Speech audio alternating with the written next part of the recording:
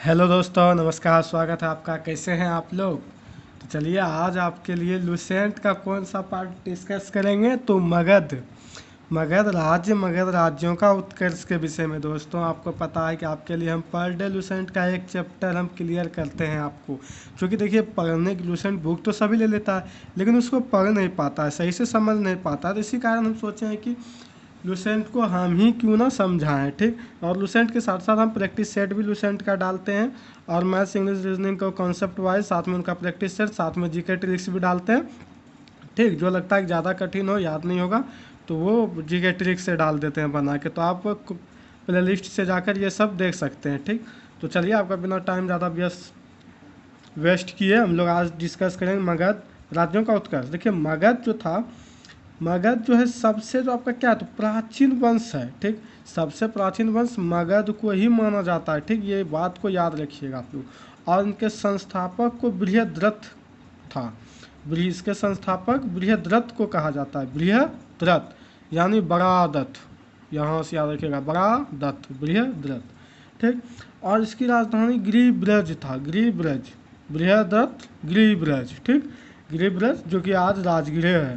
ठीक, यही थी। और जरासंध जो है, ये जरासंध जो है इन्हीं का पुत्र था बृहद्रथ। बृहद्रथ किनका पुत्र था? तो जरासंध का पुत्र था। ठीक, बृहद्रथ जरासंध का पुत्र था। हर्यक वंश के संस्थापक बिंबिसार मगध की गद्दी पर, यानी हर्यक वंश के जो संस्थापक थे बिंबिसार, यह मगध की गद्दी पर 544 ईसा पूर्व बैठा। यानी मगध की गद्दी पर जब 544 ईसा पूर्व बैठा, तो हो सकता है इनको हरा के ही बैठा होगा। 544 ईसा पूर्व में बैठा बौद्ध ग्रंथों के अनुसार। ठीक, यह जो 544 ईसा पूर्व में बैठा तो किनके अनुसार बैठा? तो बौद्ध ग्रंथों के अनुसार बैठा। कौन बैठा? तो बिंबिसार। ठीक, बिंबिसार कौन थे? तो हर्यक वंश के संस्थापक थे, और इन्होंने 544 ईसा पूर्व में मगध की गद्दी पर बैठा। ठीक, कोई डाउट यहाँ तक? कोई डाउट नहीं। चलिए, कोई डाउट होगा तो कमेंट बॉक्स में बताइएगा। फिर वह बौद्ध धर्म का अनुयायी था। यह प्रथम भारत का राजा था जिससे प्रशासनिक व्यवस्था पर बल दिया। ठीक, ये जो है यह बौद्ध धर्म के अनुयायी थे। बिंबिसार कौन थे? बौद्ध धर्म के अनुयायी थे, और इन्हीं ने जो है ज़्यादा ध्यान दिया क्या? प्रशासनिक व्यवस्था पर। ठीक, भारत में प्रथम भारत राजा यही था भी। ठीक, जो जिन्होंने क्या किया? तो प्रशासनिक व्यवस्था पर बल दिया। ठीक, आप रिसेंट बुक लेके आप भी रीडिंग डाल लीजिएगा बाद में हमारे समझाने के बाद। बिंबिसार जो है ये बृहदत्त को हराकर अंग राज्य को मगध में मिला लिया। ठीक, अंग राज्य को मगध में मिला लिया। बृहद्रथ अंग राज्य का वो राजा था, वहाँ इसको हरा करके मगध में इसको मिला लिया। बिंबिसार ने राजगृह का निर्माण कर उसे अपनी राजधानी बना लिया। फिर बिंबिसार क्या किया? राजगृह का निर्माण करके, यानी उनकी स्थिति को सुधार करके, थोड़ा मरम्मत करके, सड़क हो वहाँ, ये वो हर चीज़ को मरम्मत करवा उरवा के, निर्माण करवा के उनको राजधानी अपना बना लिया। फिर वह बिंबिसार जो है मगध पर 52 वर्षों तक क्या किया? तो शासन किया। महात्मा बुद्ध की सेवा में बिंबिसार ने राजवेद जीवक को भेजा। ठीक, राजवेद जीवक को भेजा बिंबिसार ने। अवंती के राजा प्रदोत जब पांडु रोग से ग्रसित थे, उस समय भी बिंबिसार ने जीवक को उसकी सेवा शुश्रूषा के लिए भेजा था। देखिए, महात्मा बुद्ध की सेवा में तो बिंबिसार ने राजवेद जीवक को भेजा ही था, लेकिन अवंती के राजा प्रदोत जब पांडु रोग से, अवंती का राजा ये जो प्रदोत है नाम, जब वह भी पांडु एक रोग है, उनसे जब ग्रसित थे, तो उस समय भी बिंबिसार ने क्या किया? जीवक को उनके सेवा के लिए भेजा था। फिर बिंबिसार जो है वो अपना वैवाहिक संबंध स्थापित कर अपना साम्राज्य को विस्तार किया। ये बड़ा होशियार था। ये क्या किया? वैवाहिक जीवन को, संबंध को स्थापित किया, यानी कि एक दूसरे राज्य के राजकन्याओं से विवाह करके क्या किया? तो अपना साम्राज्य का विस्तार किया। ठीक, तो उनमें देखते हैं किन किन से किया। तो इसने कौशल नरेश प्रसेनजीत की बहन महाकोशला से, किससे? प्रसेनजीत की बहन महाकोशला से, वैशाली के चेटक की पुत्री चेलना से, तथा मुद्र देश आधुनिक पंजाब जिसको कहते हैं उनकी राजकुमारी क्षेमा से। ठीक, फिर देखिए बिंबिसार की जो है हत्या कर दिया। अब बिंबिसार की हत्या किसने किया? चलिए ये जानते हैं। तो बिंबिसार की जो है हत्या उसके पुत्र अजात शत्रु ने ही किया। बिंबिसार की हत्या उसके अजात शत्रु ने कर दिया और वह 493 ईसा पूर्व में मगध की गद्दी पर बैठ गया। बात को समझें, अजात शत्रु जो है बिंबिसार का पुत्र था और वह अपने पिता का ही हत्या कर दिया। क्यों किया? तो उन्हें राजगद्दी चाहिए थी, ठीक। तो 493 ईस्वी में वह राजगद्दी पर बैठ गया अपने पिता को मार के। अजात शत्रु का नाम था कुनिक, एक उपनाम होता है ना, एक नाम के अलावा दूसरा नाम होता है, तो वो कुनिक था। वह प्रारंभ में जैन धर्म मानते थे, यानी कि अजात शत्रु प्रारंभ में जैन धर्म मानते थे।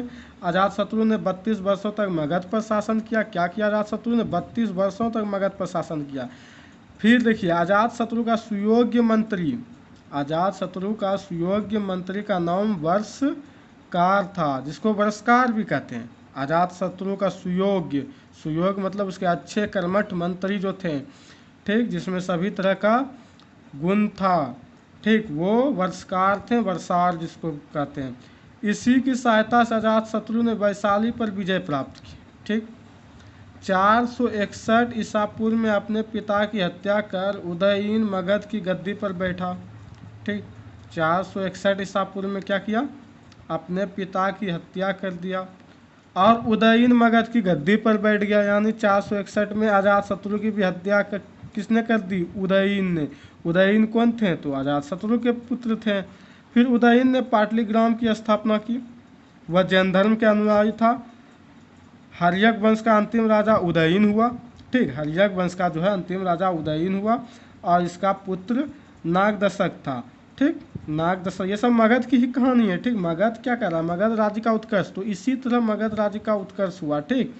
फिर देखिए, नागदशक को उसके अमात्य शिशुनाग ने 412 ईस्वी पूर्व में अपदस्थ करके मगध पर शिशुनाग वंश की स्थापना कर दिया, ठीक। नागदशक ने क्या किया? अमात्य शिशुनाग को 412 ईस्वी में इसको भी हटा करके शिशुनाग वंश की स्थापना कर लिया, ठीक। फिर शिशुनाग ने अपनी राजधानी पाटलिपुत्र से हटाकर वैशाली स्थापित कर लिया। शिशुनाग को पाटलिपुत्र ठीक ना लगा, वो वैशाली कर लिया। सबकी अपनी अपनी सोच होती है। शिशुनाग का उत्तराधिकारी, शिशुनाग का उत्तराधिकारी देखते हैं अब। शिशुनाग का उत्तराधिकारी जो काला शौक था, वह पुनः राजधानी को पाटलिपुत्र ले गया, ठीक। शिशुनाग का उत्तराधिकारी, ठीक। उत्तराधिकारी मतलब आपको पता है, उनका पुत्र होने वाला राजा, ठीक, होने वाला राजा। वो क्या किया? फिर से पाटलिपुत्र ले गया। और शिशुनाग वंश का अंतिम राजा नंदीवर्धन हुआ। शिशुनाग नंद वंश का संस्थापक महापद्मनंद था। नंद वंश का अंतिम शासक घनानंद था। यह सिकंदर का समकालीन था और इसे ही चंद्रगुप्त मौर्य ने युद्ध में पराजित किया और मगध पर एक नए वंश मौर्य वंश की स्थापना किया था, ठीक।